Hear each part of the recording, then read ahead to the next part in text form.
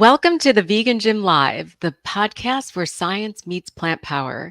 I'm your host, Dr. Daphne Bascom, and we are so excited that you are joining us today. Whether you are a returning listener or joining us for the first time, we're thrilled to have you here.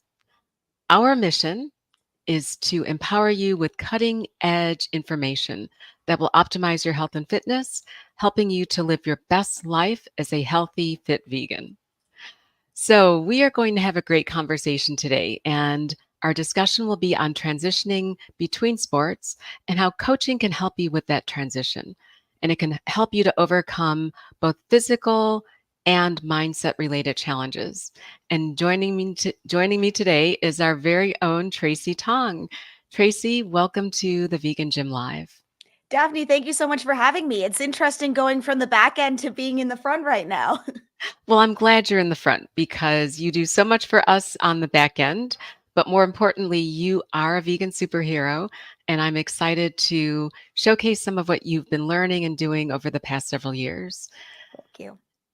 So, Tracy, would you mind sharing with our community a little bit of your background, who you are, how long you've been vegan, and your journey from a power lifter to a rock climber? Absolutely, I'd love to. So I was a person who growing up wasn't very fit. I wasn't, I had a couple small sports that I was doing, but I was never a very fit person. I didn't play things like soccer or anything like that. So I grew up not very fit, not highly coordinated. And then when I got into my 20s, I was working a desk job and I realized the only time I was moving every day was from my desk to my car and my car to my couch. And that's not the way that it should be. So I tried running a little bit, and Daphne, I know how you feel about running, but I didn't get the click. I Yeah, didn't get the click that's with okay. me.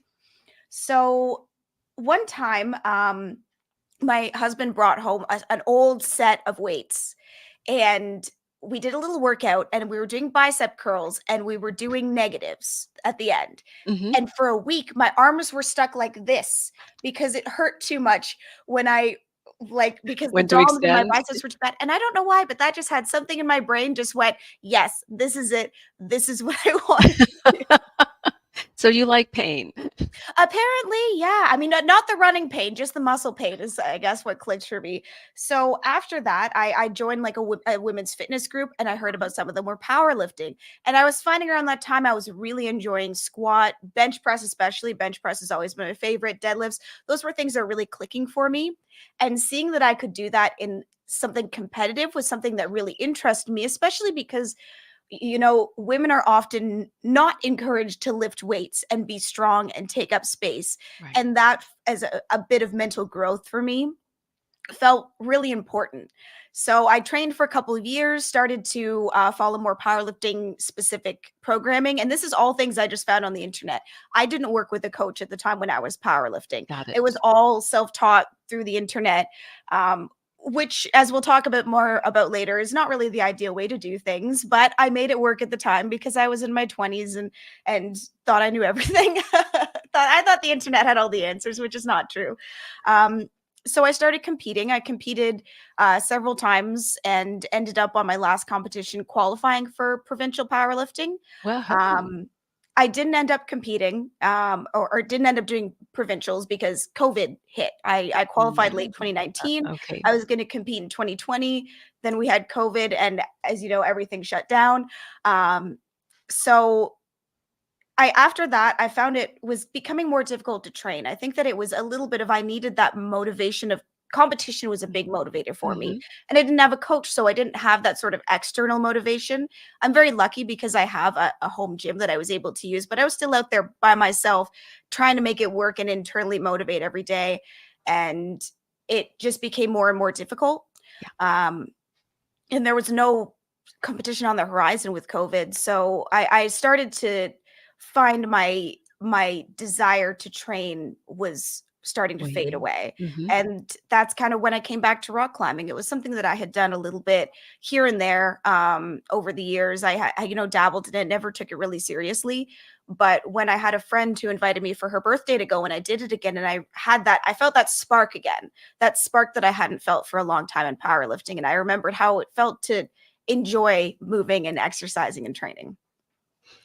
And so, Tracy, that's an amazing journey. And just to put things in context, because people can't see you, how tall are you? Oh, that's a great question. I'm very short. I'm 5'1". And Very you're tall. dripping wet. I can probably bench press you. So, Yeah, when I was competing, I did 2 different weight classes. I started in the 52 kilogram class, which is uh about 115 pounds, but I found that trying to restrict in order to get down to the weight was not something that I wanted to do. I wanted to get bigger and stronger, so I moved up a weight class later to 57 kilos, which is about 125 pounds. okay. So you're still dripping wet. I can bench press you. But I say that only to highlight the fact that you are an amazingly strong woman and you're demonstrating that size is not a barrier to becoming a successful power lifter. Absolutely. In fact, I will say if you're a small woman and you're looking to power lift, you know what? You have, to be honest, a little bit less competition than things like the big guys. So take it and enjoy it. Try and find the best things about it. And Tracy, you mentioned too, and it's funny because you said you were never athletic as a child, Mhm. but you went from that to having a little bit of biceps DOMs to becoming a power lifter. So, what advice would you give to people who think that it's too late to start becoming an athlete? Although we always say if you have a body, you're an athlete, but is it ever too late to start that journey? I think that it's really never too late. And I started lifting as I mentioned when I was in my 20s, coming from somebody with no athletic background, no strength training background. All I did was grade 9. I also, by the way, I should mention I'm Canadian, so I might have some Canadianisms sprinkled in throughout our conversation. But um, beyond grade 9 gym class, I never did any sort of training. But the thing is that you can always grow and you can always learn new things. I began lifting when I was in my 20s. I started climbing more seriously in my 30s. I started drumming when I was in my 30s. I think that you should never Interesting. don't be Mhm. limited by the belief that age affects your ability to try something new. I think that if something interests you, it doesn't matter how old you are, because the truth is when most people try something for the first time anyways, they're probably not going to be good or natural at it. And accepting that you're not going to be good at something the first time is something that it's a good thing to learn anyways, regardless of what age you're at. Age is just a number. Yeah. Yeah. So you decided not to use the Google method for training is for continuing your training. Um, you were successful as a power lifter without a coach. Why look for a coach with the second phase of your athletic journey? Part of the reason that I fell off of powerlifting was I began to become too hard on myself. I'm a person who's hard on Mm. myself in a lot of aspects, including in fitness. And a bit of the impetus for me truthfully falling out of love with powerlifting, which is nothing negative about powerlifting, because I still think it's a fantastic sport and it provides so much empowerment, especially for women, to be able to feel strong, which is something that I hold really dearly.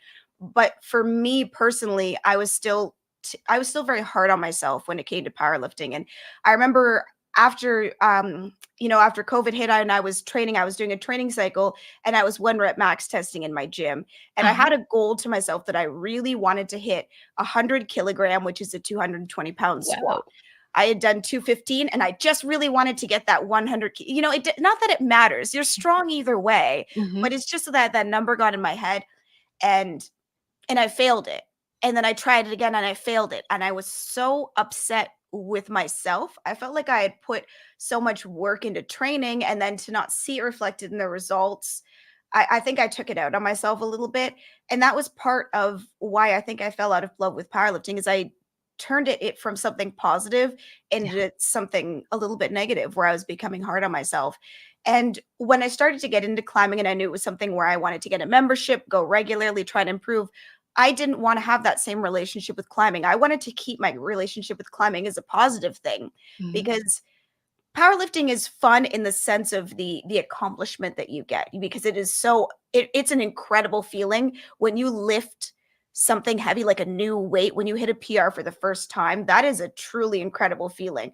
But at the same time, it also is backed by a lot of hard work in the Yeah. training gym. I'm not saying Yeah. climbing doesn't come with that hard work, but also climbing walls and it's fun, and I never wanted it to not be fun. Yeah. So I wanted to bring on a coach to help me, to help me with address some of my weaknesses, because as I mentioned, like, I didn't do a lot of sports when I was a kid. I wasn't highly coordinated. I'm not hyper flexible. I was strong, but that's not all that climbing takes. So I Mhm. wanted to improve those weaknesses, but also I wanted to make sure that I would always love it and I could improve my mental game to keep that love for climbing.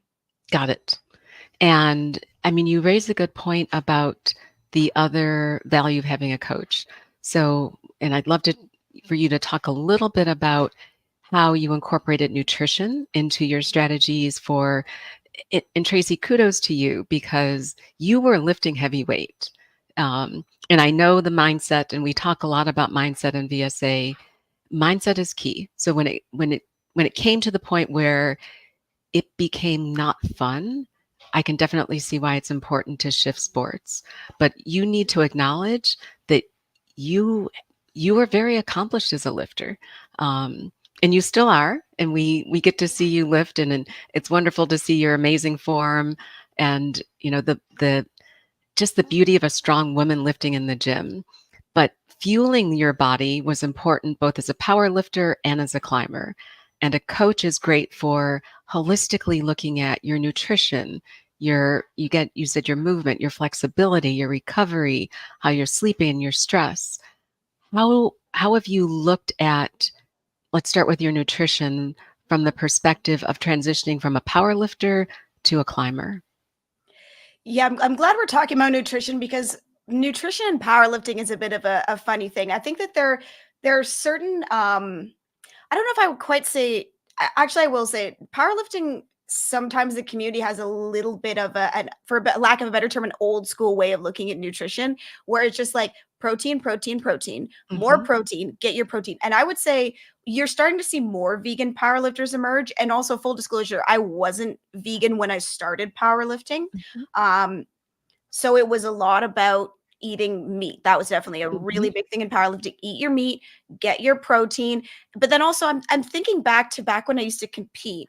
Um, of course, powerlifting training you're going to do, especially in the earlier parts of your cycles, you're going to do more high rep work. But as you get to later in your cycles, you're going to focus on. I actually want to take a second and talk briefly about what a powerlifting competition is a little bit Sure. about, just in case people aren't as aware, because you might have seen Olympic weightlifting, but powerlifting isn't quite as common. So, powerlifting, you do 3 attempts of the 3 lifts: squat, bench, and deadlift, in that Hmm. order. Your goal is to get to the highest weight possible, but if you fail a weight, you can't go down. You can only go up. Hmm. So when you're training, you start with higher rep training, and then you reduce your volume and increase your weight as you get later in training. So when you're competing, you're really focusing on that one. You need to get that one lift. So I remember back when I used to compete, I'd have my little lunch bin that I'd bring with me because I have to have lots of food, and it would have things like Pop Tarts and Oh my Sour gosh. Patch Kids and Monster No. Energy, because you would often take a big handful of Sour Patch Kids before you squat, because you don't want to have too much food in your stomach when you're Right. squatting really heavy. You've got a belt on, it's squeezing into your stomach, and you don't want to be full, but you need to Mhm. get that little bit of those quick carbs. Mhm. So having things like Sour Patch Kids or like a little bit of candy or something like that is quite common in powerlifting. Um, if I were to have a handful of Sour Patch Kids before I went climbing, I'd make it halfway up the wall and I'd get gassed, because climbing is a lot more of an endurance Inter based sport. So it's very different stylistically. So I think it was important for me working with the coach. Of course, protein is still important because you're still focusing on building muscle. Right. Protein is always important for that. But for climbing, I needed a little bit more of a focus on sustainable nutrition that would help me keep a little bit of energy. And my coach was really great at helping me find things like different pre-climbing snacks. Like we talked about things like dates, which are Mhm. a better option because it does have those fast carbs, but it also has a little bit more fiber so that Mhm. you're still feeling a bit more satiated. Um, so it was definitely a pretty big difference moving between the two. Um, which is, I mean, and thank you for sharing that you were an omnivore who transitioned to a vegan. Mhm. And as such, your nutrition focus, while still on protein, you became more whole food based for Yeah. fueling your powerlifting.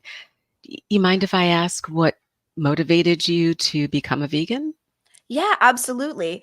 I think looking back when I was younger, I think that when I was younger, I had the right ideas.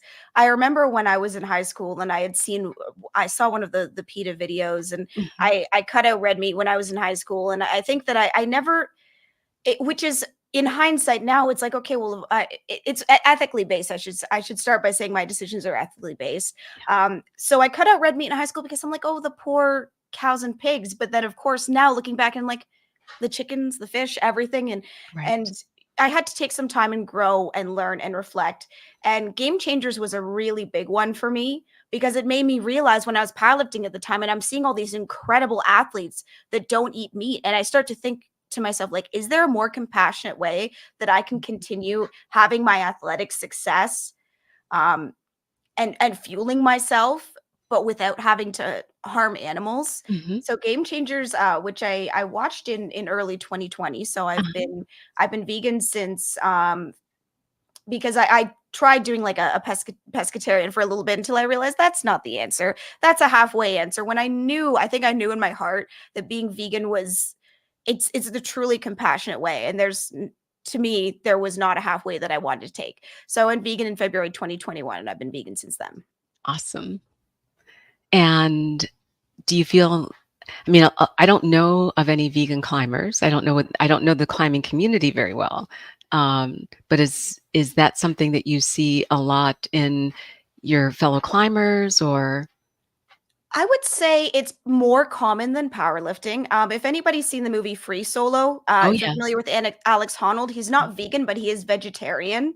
Okay. Which, if you've seen Free Solo and you've seen his Scary. accomplishments, that is Scary. quite impressive, definitely. And I think it's because a lot of climbers, like I primarily climb indoors. I have been outdoors once, but climbing tends to be a little bit, especially climbers who focus on being outdoors. You're a little bit more connected with nature. You're a little bit more connected with the environment, and I think that you tend to think about the environmental impacts of your choices a little bit more when you're climbing, rather than powerlifting is just be strong in one place and think about getting strong. And I think that's why they tend to fall back on the old beliefs that meat is the only way to do that.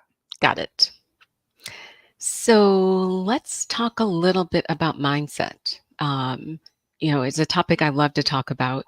And it's clear that you had some mindset challenges when you were powerlifting. How has working with a coach helped you, one, not become as focused on an end goal as a climber? And I know they're different. Lifting a max weight is different than trying to scale a mountain or indoor climbing. But part of what you have to do to develop yourself as an athlete is really focus on mindset. How has coaching helped with your mindset? I think that when I was self-coaching and I was training alone, if I was having a bad training day, I never had anybody to talk to help me talk off that ledge of a bad training day. And a Got it. bad training day, because the truth is everybody has bad training days. It doesn't matter what your sport is, it Mhm. doesn't matter what you're doing. Everybody is going to have bad training days. And I think I had difficulty accepting that, and part of the reason why is because I had nobody to talk to about it, and having that little bit of empathy of yes, everybody has bad training days was so important for me to hear. So I think, first of all, one of the benefits of coaching for me was having somebody to say, I had a bad training day today. And just hearing somebody say, that's okay. I Okay. had a bad training day last week. That was such an important reminder for me. Yep. First of all, having a coach, and second of all, being part of VSA when I was joining and being part of the community and seeing other people talking about bad training days, or I would even post videos in there when I would have a climb that I didn't finish. Mhm. And it's okay because it happens to everybody. And that was so important. Both having a coach and a community to help me with the bad training days was essential. And also with a coach, I could open up about my feelings, and he would catch me. I worked with Coach Lukash, which he's fantastic, and he was so good. And when I caught myself being tough on myself, he was there to talk to and to open up to. and to look a little bit at the roots of why I was being Right. tough on myself, and things like comparing myself to other climbers. Right. I love my husband dearly, but he's such a fantastic climber that sometimes it can be a little bit intimidating climbing next to him. And I had to kind of have somebody to talk to about these feelings that was so important. And he really helped me build acceptance on the bad training days, and also to focus on cheering the accomplishments on the good training days, because it's hard for us sometimes to cheer ourselves on, especially if it's just yourself. If you're by yourself and saying, I did a great climb, and you say it to an empty High car, five. yeah, high five me, good job. It doesn't feel as good as when you get to text your coach and you say, I got to do this today, and they hype you up. That is a fantastic feeling. Yes, comparison can be the thief of joy. Absolutely. Absolutely. And how have you so I don't know that everyone, and thank you for explaining powerlifting, just a little bit about climbing, which Mhm. is this, I would love to do this as a team because I think climbing's awesome. Um, what are your goals in climbing? I mean, how, what does a climber train? How does a climber train? And how do you set milestones or SMART goals so that you're always advancing your skills and your strength as a climber? That's such a good question, because the other thing about climbing is that every gym grades a little bit differently. Oh, So huh. first of all, I'll start and say, as I said, I primarily do indoor climbing. So there's Mhm. two different types of indoor climbing. There's bouldering, which is when you climb on shorter walls. Uh-huh. You don't wear a harness, and traditionally, bouldering tends to be a little bit more dynamic and very creative. Bouldering requires a lot of problem solving. It's Okay. generally a little bit of a mentality of solving problems with your body, which is really neat. I have quite a Interesting. few friends who are engineers who enjoy climbing, and I think it's because of the problem solving aspect of it. And the other option that you have for indoors is you have top rope, which is where you have Mhm. a harness. You're either on a belay with another person that has the other side, or something like an auto belay, which is a little bit newer, which will automatically slowly drop you down. Mhm. I generally do more bouldering than top rope, but I do like to train both because top rope is so great for endurance. Uh-huh. Um, Sorry, Daphne, where I got so off track talking about bouldering, I can't remember exactly where That's I finished okay. the question. It was so the question was, what does your training look like, and how do Yeah. you structure a program? How do you set SMART goals so that, I mean, you can keep climbing, but how do you know you're getting better as a climber? Yes. Okay. So now I recall what I was going to get at, which was the grading system.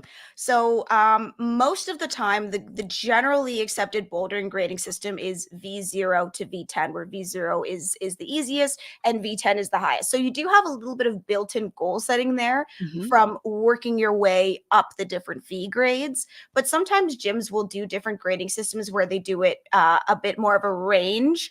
I think to try and make it, because otherwise, the other truth is behind grading is that grading is a little bit subjective too, Mhm. because especially if you're somebody like me, I'm 5'1". If there's a climb where it has a very far reach, and I might have to even in some cases jump from one hold to another, which is called Mhm. like a dyno, like a dynamic move, Mhm. that would be harder for me than if I'm climbing with my friend who is 6'5", which is true. I do climb with my friend who's 6'5". He is wonderful. He's fantastic. It's sometimes a little bit frustrating, Uh-huh. but they do have a grading system. But climbing is a little bit subjective to everybody's experience, because everybody has different strengths and weaknesses. Got it. So for me, I just like to focus on when I do my SMART goals for climbing, thinking more along the lines of um, looking at a specific, doing a specific route, asking myself, like, if I'm going through a difficulty, of if I can do it on the first attempt or if it takes me 5 attempts, and kind of trying to focus on that way. And also, even sometimes looking at routes and saying that route is a challenge for me because that route has a dyno in it. So I'm going to practice that a lot. And Mhm. that's kind of my primary focus with climbing, is actually to I do like to do other routes that I'm good at, because it's good to Mhm. still do things you're good at, but also try and do things I'm not good at, Yep. and try and build those weaknesses. And when you start something and you start a route and you do it the first time and you can't even get two moves in, and then working on coming back to it and getting another move in and then another move in, and when you finally finish it, it is the best feeling in the world. So I will say SMART goals can be a little bit challenging in climbing because, as I said, grade is so subjective. Yeah. So it's more about focusing on looking at a route that you want to do and working your way through working your way through gradually making your way farther and farther, and really enjoying those small accomplishments of saying, oh, that was a tough move on that route, but I did a tough move, and that feels good, and enjoying those small wins along the way. In terms of training, I usually climb about twice a week. Hmm. um, some people do climb more, but one thing about climbing is it requires a lot of finger strength and Hmm. finger training. And if you climb too much without building that finger strength, then you get a finger injury. Finger injuries are tough to come back from. So I like to approach climbing training in a smart way where I'm not over training Yeah. because I don't want to put my fingers at the risk of injury. And there's so much work that you can do in the gym to support your climbing training too. I like to do a lot of, as when I was working with Coach Lukash, we did a lot of different jumping things to try and improve my dynamic ability. As a short climber, it's important that I can be dynamic and not just reach for something, but throw my way into it to get that little bit of extra reach, being able to jump.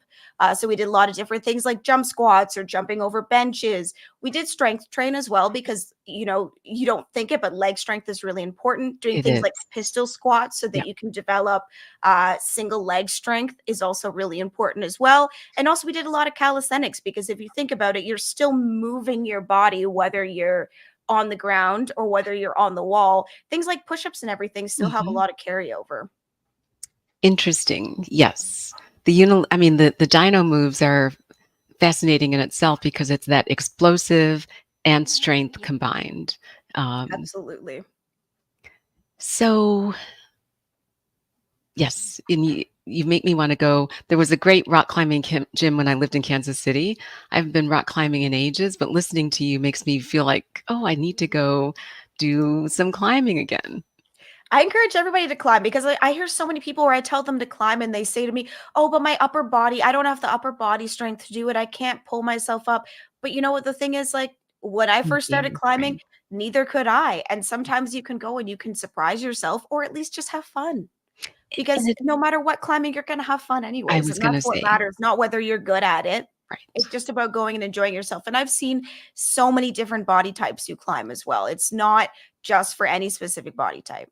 And if you're bouldering, there's mats for when you fall. Mhm. Um, Belaying was tough because it required me to trust someone. Yeah, they have the auto belays now, but you still have to trust a machine, which I is still a little know. tricky. Yeah, that makes me nervous sometimes too.